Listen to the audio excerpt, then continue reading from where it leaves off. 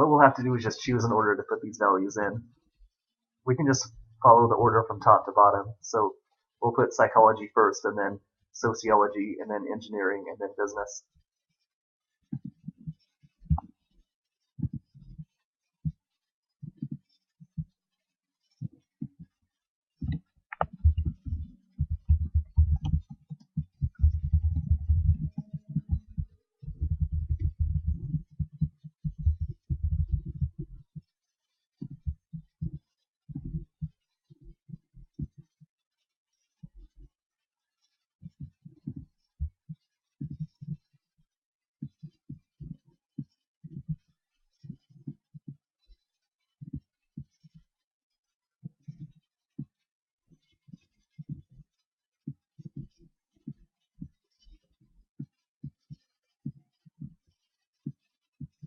So let's find out what the frequency of psychology is. Psychology appears one time in this column, so its frequency is 1. So go up to the first tick mark. What about sociology? It also appears once.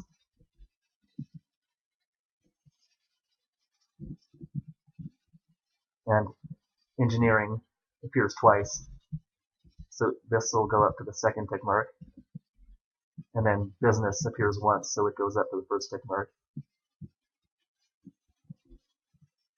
And we've created a bar graph for the grade level column and a bar graph for the college major column.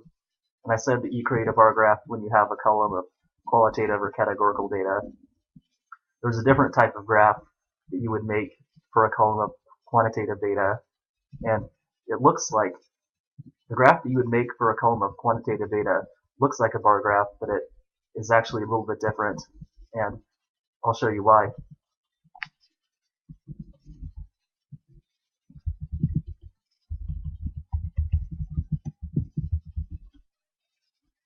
The graph that we would make for a column of quantitative data is called a histogram instead of a bar graph.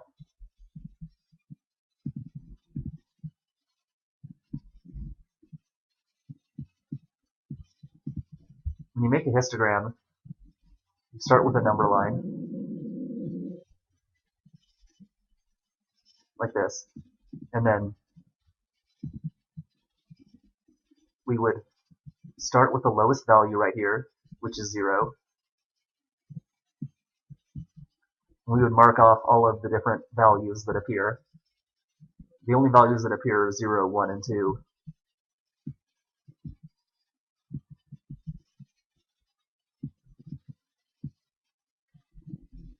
So we don't even need this extra part of the number line out here. We can just stop once we pass the highest value.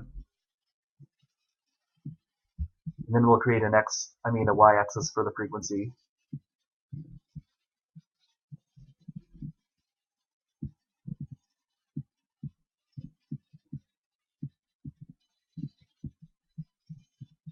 I should probably move 0 over a little bit just so it's not so close over here.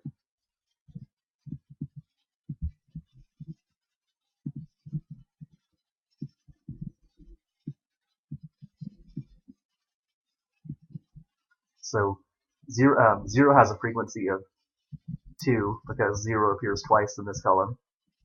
So this bar will go up to 2. And what about 1? Well, 1 appears once in this column, so it has a frequency of 1. So it goes up, this little bar will go up to the first tick mark.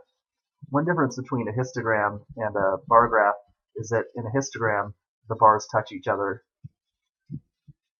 So this bar would actually be touching right here. And the frequency of 2 is 2 because 2 people have 2 children. This value appears twice in this column. So this bar will go up to 2. So one difference between a histogram and a bar graph is that in a histogram the bars touch each other, and in a bar graph they're separated from each other. And also in a histogram you have numbers on the x-axis down here, and in a bar graph you typically have words down here, or categories. So these two graphs would be called bar graphs. This one would be called a histogram. So this is a histogram for number of children.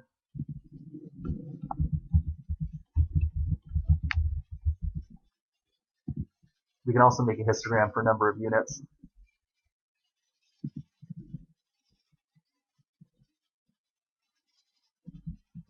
I'll move this down a little bit so we can see that it's separated from this graph over here.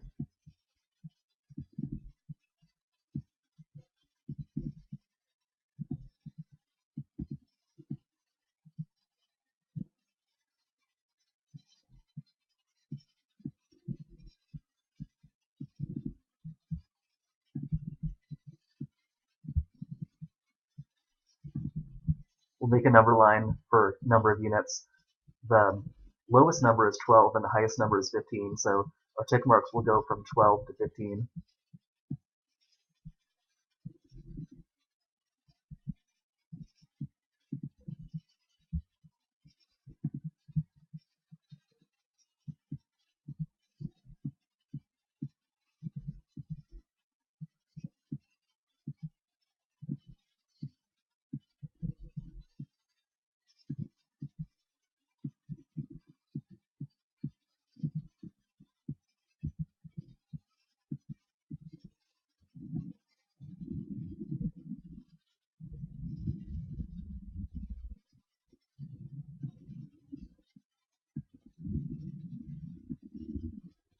What's the frequency of 12? 12 appears twice, so it has a frequency of 2. We'll go up to 2 right there. 13 shows up twice, so it has a frequency of 2. What about 14? 14 doesn't appear at all, so it has a frequency of 0, so we'll just leave this blank.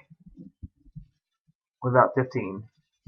15 appears once, so this will go up to the first tick mark.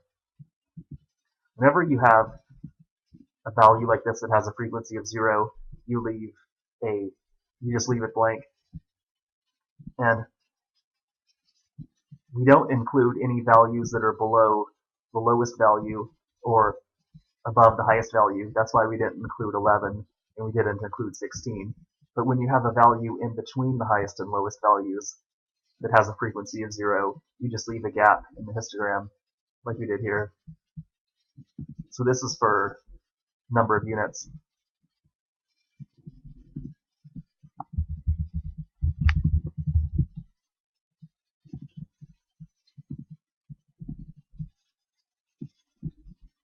I'll move these over so I have more room. Now let's make a histogram for age. Here we have a column of numbers where it's not very easy to make a histogram like we did here, where we just mark off all of the different whole numbers between the lowest and highest values. The reason why is because the values go all the way from 18 to 40, so it would be a very long graph if we marked off every number between 18 and 40.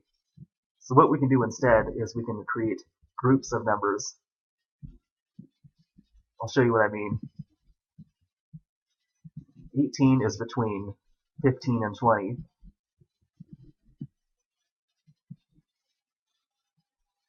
So maybe instead of just marking off 18, we could mark off 15 to 19.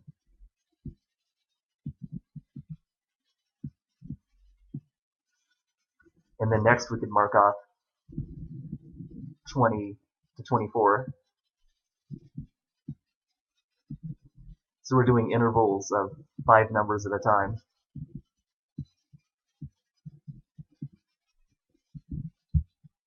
I'll move this over so we have a little bit more space.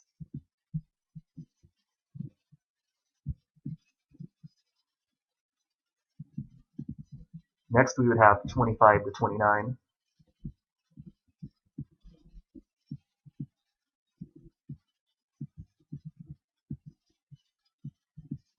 And then after that we would have 30 to 34.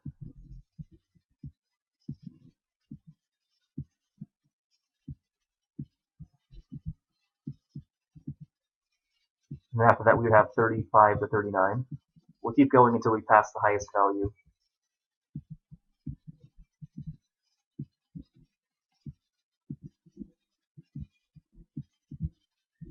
Looks like the highest value is 40, so we need one more interval. Each of these groups is called an interval. The technical word is actually a class interval. We'll talk about that word more later.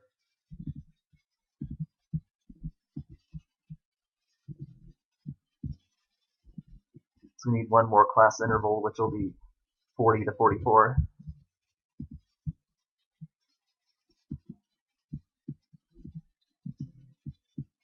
And we don't have any values that are above that interval, so we can stop there.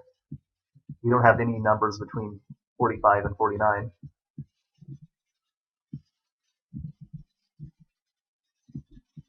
And we also don't have to go any lower than this because we don't have any numbers between 10 and 14 because 15 is the lowest number, so we can stop here.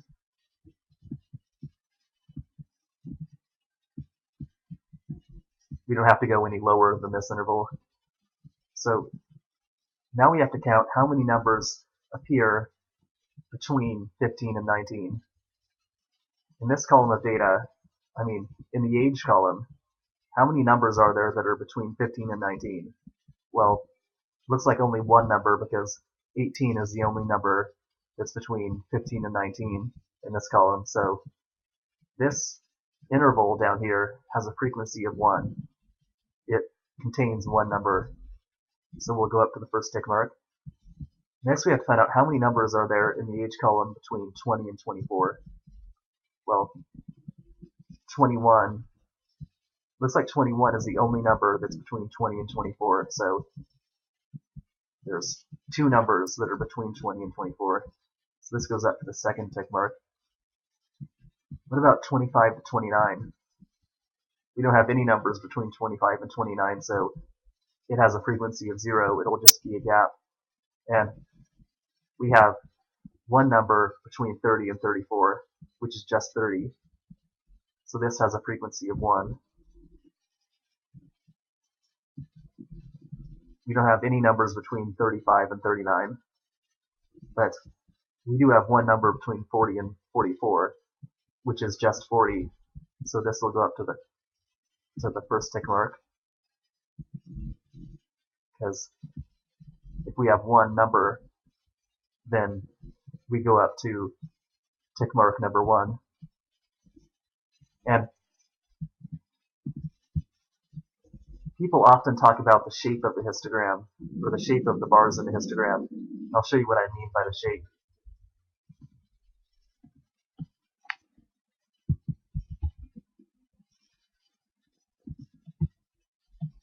If we outline the bars in each of these histograms with a curve, we'll see that each of these histograms has a certain shape. Let's do it with this first histogram right here.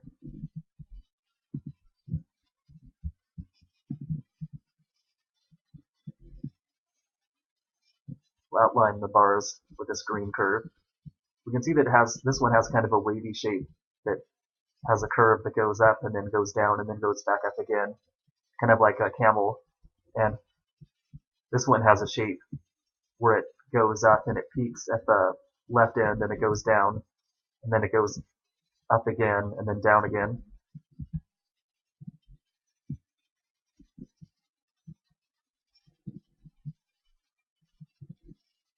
This one would have this type of shape where it has a long flat area, then it goes up, it has another peak, and then it goes down and it's flat again, and then it has one more peak over here.